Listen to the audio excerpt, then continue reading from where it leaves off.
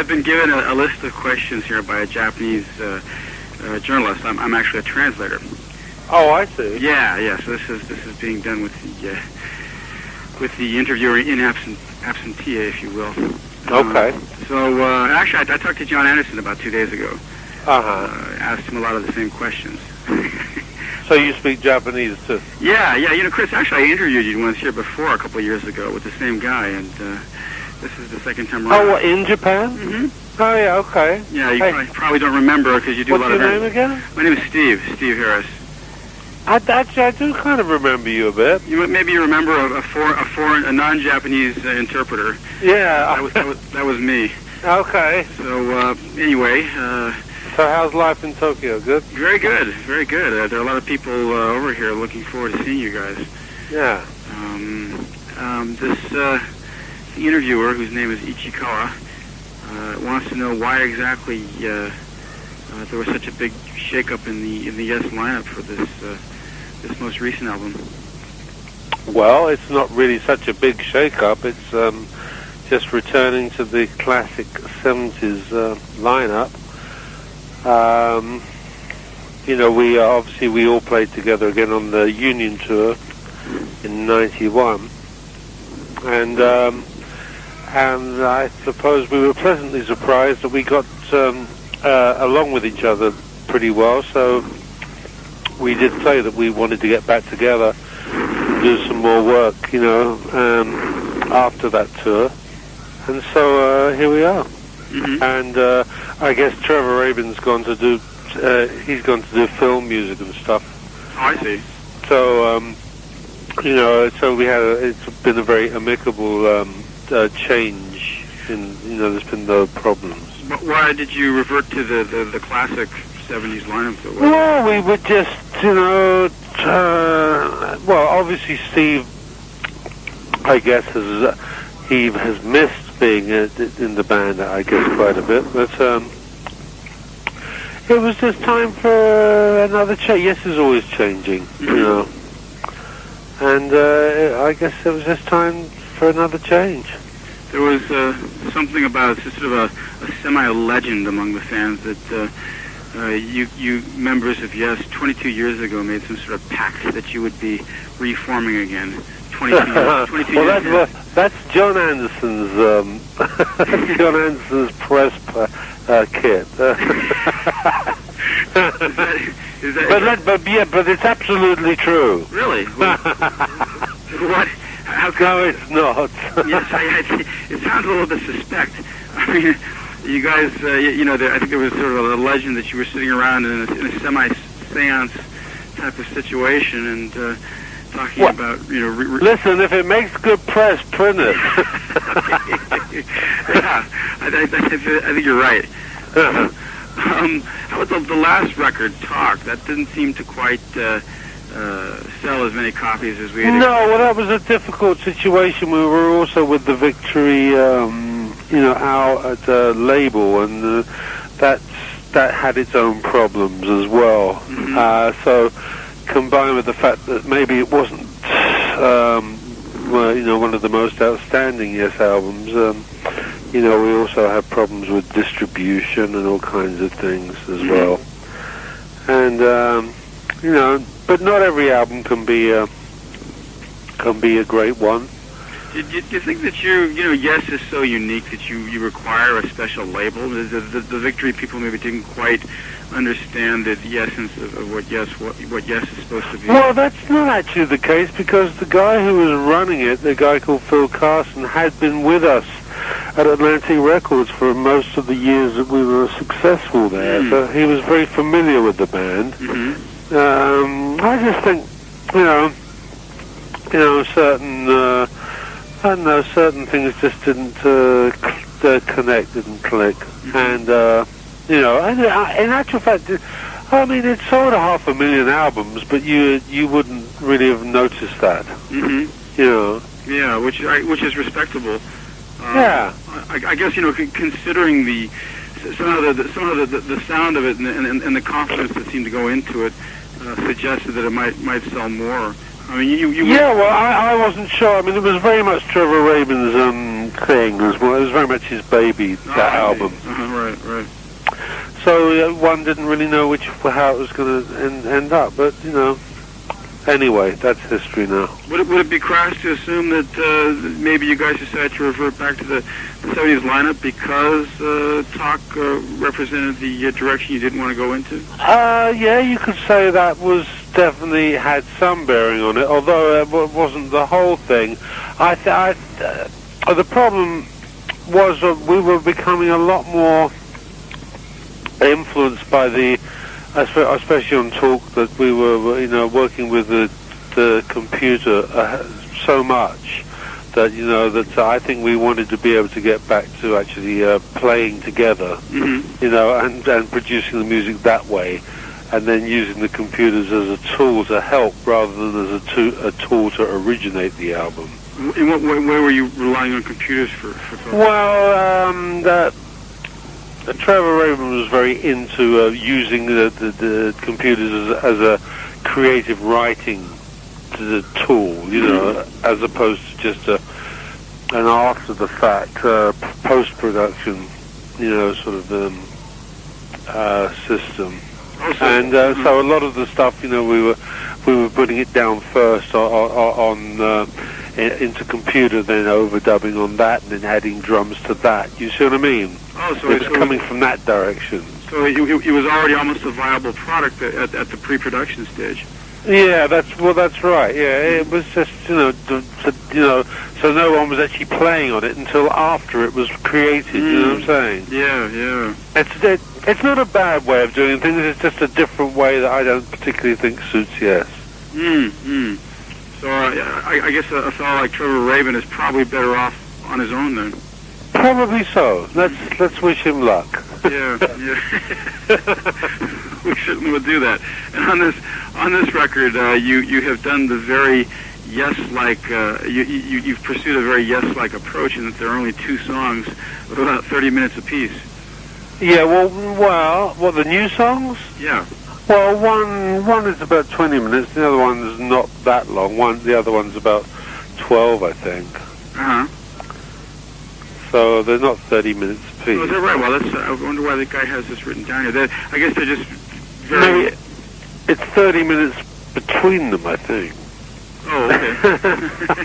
But it seems very unusual in this day and age to take that approach. Yeah, well, you know what it was. We were rehearsing again to do the live album. We were rehearsing a track from Topographic Oceans, and could you bring my food in, please, Melissa? And we were rehearsing a track for from Topographic Oceans to do for the live album, and I suppose we got involved in that format of doing rehearsing that longer piece. And so when we started working on the new pieces, I suppose we'd just been rehearsing the longer pieces, so we've become used to working in that format. And maybe the classic 70s lineup performs better within that kind of framework. Maybe so, yeah. Where you're given more latitude to make a song develop. Well, yeah, I mean, it's very much, it's one of Yes's styles, and obviously we gravitated towards that one again. So getting back into that kind of into that sort of mode, do you feel more happy than before? Do you feel like you've returned to your forte? Well, yeah, I mean, I feel very happy at the moment because the album seems to have turned out very well, and I think it'll be good when we go on the road eventually. It'll be a good album to tour with.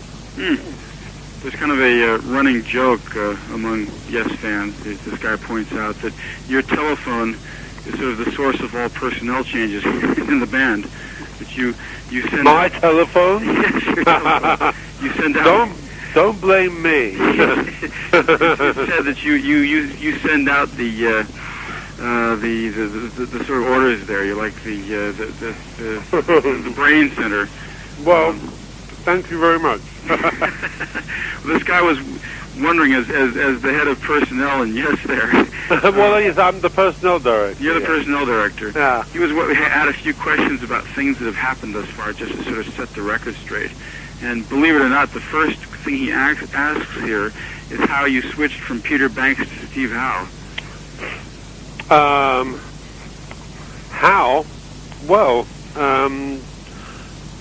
it was. Thank you. I don't know. It was I guess we just we did the first two albums with Peter, and you know, things I guess were just that was a musical direction thing where we were becoming more interested in slightly different guitar styles other than the one that Peter sort of played.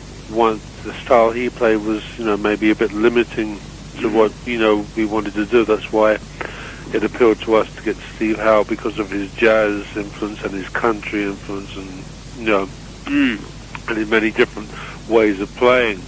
And so at the time, that's why we changed.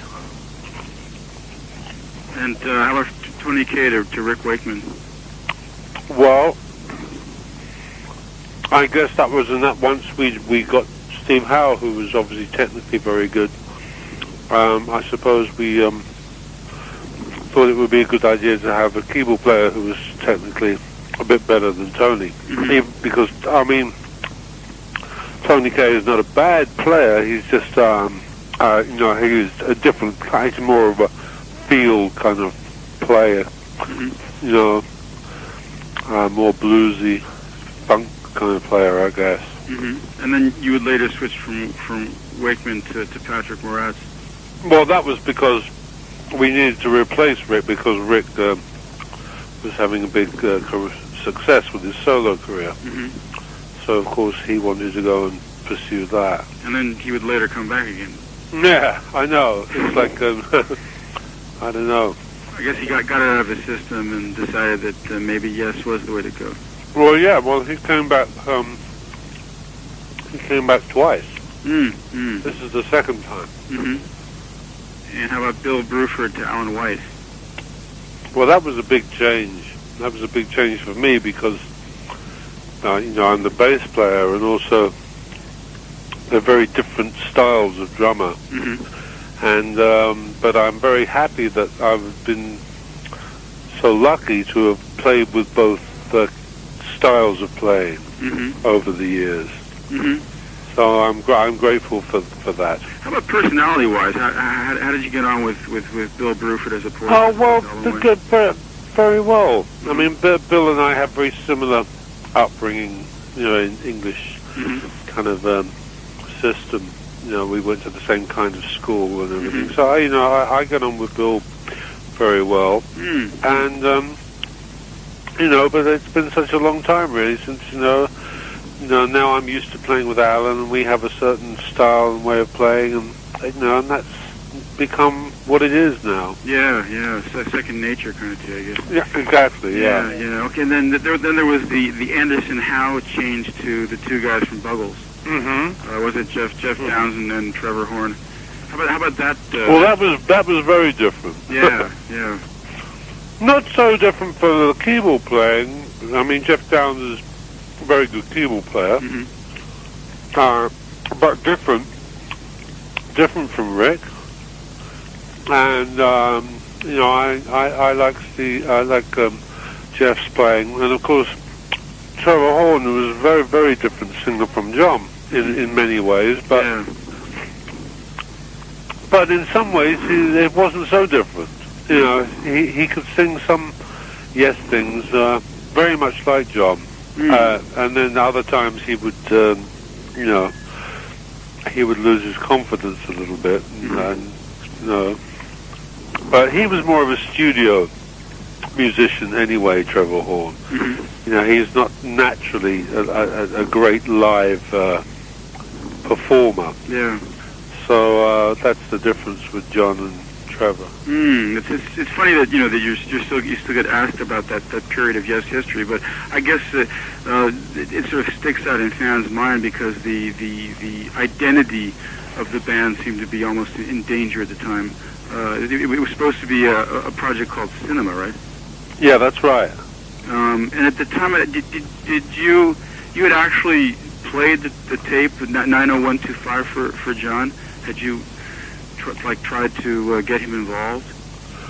No, it wasn't until we really got very close to finishing the album that I went and played the tape to Jon and said, "Well, what do you think? Would you like to rejoin the band?" You know, and he was very impressed with what we'd done, and so he felt like he wanted to come back at that point. So that was, and so just at the last minute we changed the name back to Yes again. And when the 8 of you all got together again, I guess it was for the Union tour. Yeah. Did you have any problem with that at all? Because there had been, I remember Trevor Rabin had said at the time that he couldn't really believe that you guys could actually pull it off, because there had been a bit of legal there had been legal hassles involved. There seemed to be a little bit of bad blood between the members. Well, yeah, I wasn't sure how it was going to go. I was particularly nervous about how it would be working with Rick Wakeman again, because when I'd finished working with him before, we hadn't been particularly friendly. Even though we weren't enemies either, but we weren't, we hadn't been very close. But when we did the Union tour, I was very happy to find out that it was very easy to work with Rick again. And that's one of the reasons why we've come back to this situation now. One thing I had discussed with Jon the other day was his relationship with you, and how the two of you seem to form the core of the band. I mean, through all the years, that's been the one major constant thread running through this band. Is it a personality thing with you and Jon? I mean, you seem to be very tolerant of his style, which is at times a bit off the wall. Yeah, you can say that again. I was putting it mildly. Yeah. But do you get on with him personally, or is it more a professional relationship or a musical relationship first and foremost? Well, we always, I think, maybe one of the reasons why we have been together for so long is because we have had more of a professional relationship and we haven't always been best friends, always going out to dinner with each other or anything like that. It's been more professional, but strangely enough, in the last year since we've been working on this project again, we've been a bit closer than we have been in the past. So, what did he say? He said he couldn't stand you, but he liked to work with you anyway.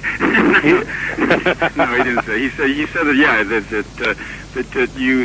that he's a very spiritual person, and that he can sort of identify a certain spirituality that exists between both you and him, and also the main members of the band, and that's something that bonds you.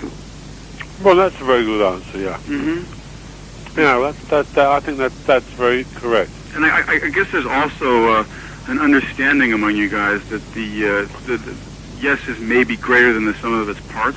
Yeah, that's true. Yeah. That is definitely true. That's something that Robert Fripp always comes back to as well with King Crimson. He talks about the entity King Crimson being bigger than all of us, and that he hears a little voice saying the band must get back together again, and it does. And when it does, it starts to sound like King Crimson. He says right. He has no power over it. I guess the same thing applies to a degree to you guys as well. Yes, I think so. Well, I mean, I don't know. Do you like the new songs? New songs by who? By Yes. Yes, I haven't heard the new. Oh, you haven't heard them? Okay. Unfortunately, I'm still one album behind because I'm just a translator, so I have not been let in on this yet. Oh, okay. Yeah. All right. Well, I guess the guy that you're doing the interview for has. Yeah. Oh, yeah. Absolutely. Yeah. Oh, okay. But that's the terms in which we usually speak about Yes, about it being greater than the sum of its parts. And I guess these latest songs are once again indicative of that. Yeah, I think so. They're very yes kind of songs, and I think they were both they're very very successful products. When you say they're yes songs, you mean they're like the '70s yes songs? Not really. They borrow from that time period because they're longer. Mm-hmm. But actually, I think they're very '90s. But I'm not sure. You're going to have to listen. I mean, we're the same players after all, so maybe we're rooted in the '70s. I don't know. It's funny because you bands like Yes and Crimson sort of defy conventional rock and roll wisdom, in that it's assumed that those bands will never break up. You may go on sabbatical, you may have shakeups in the lineup, but it's kind of assumed that you'll never break up. Well, that's a good thing. Uh-huh. I'll tell my bank manager. Is that an assumption you work under, or is it more fragile than we're led to believe? No. I hope that's the position we've come. I mean, let's face it, we've managed to stay together now for 27 years. Mm-hmm. Is it 27? 68? No, nearly 28 years. So, if we can do that, then probably you're right. Probably the band is never going to disappear. And could you see yourself getting involved in any other project for, a substantial length of time? Well, yeah.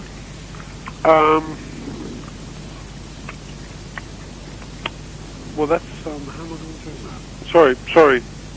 Hold on a second. Mm-hmm. Okay. Right. So I am involved in actually at the moment in finishing off my second solo album, mm-hmm.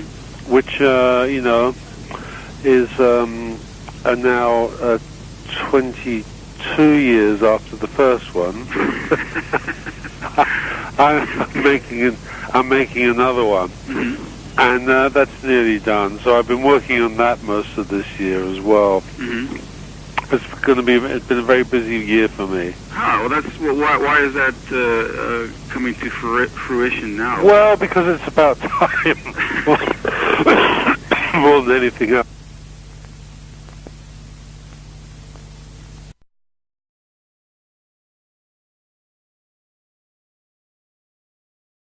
Another change. Yes, is always changing, and I guess it was just time for another change.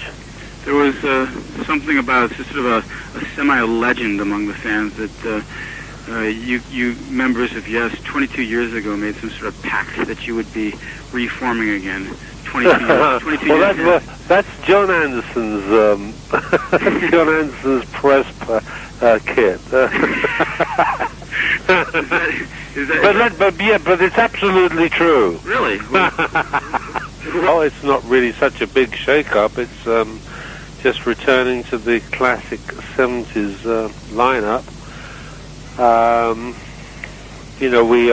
We all played together again on the Union tour in '91, and I suppose we were pleasantly surprised that we got along with each other pretty well. So we did say that we wanted to get back together, do some more work, after that tour.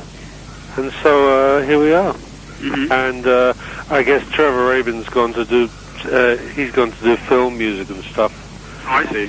So it's been a very amicable change. There's been no problems. But why did you revert to the classic 70s lineup? Well, we would just, obviously Steve, I guess, has missed being in the band, I guess, quite a bit. But it was just time for Steve Harris. I do kind of remember you a bit. Maybe you remember a non-Japanese interpreter. Yeah, that was me. Okay. So anyway. So So how's life in Tokyo? Good? Very good, very good. There are a lot of people over here looking forward to seeing you guys. Yeah. The interviewer, whose name is Ichikawa, wants to know why exactly there was such a big shakeup in the Yes lineup for this most recent album. Well, all right. I've been given a list of questions here by a Japanese journalist. I'm actually a translator. Oh, I see. Yeah. So this is being done with the interviewer in absentia, if you will. Okay. So actually, I talked to Jon Anderson about 2 days ago. Asked him a lot of the same questions. So you speak Japanese too? Yeah. Chris, actually, I interviewed you once here before a couple of years ago with the same guy, and this is the second time around. Oh, what, in Japan? Mm-hmm. Oh, yeah, okay. Yeah, you probably don't remember because you do a lot of... What's your name again? My name is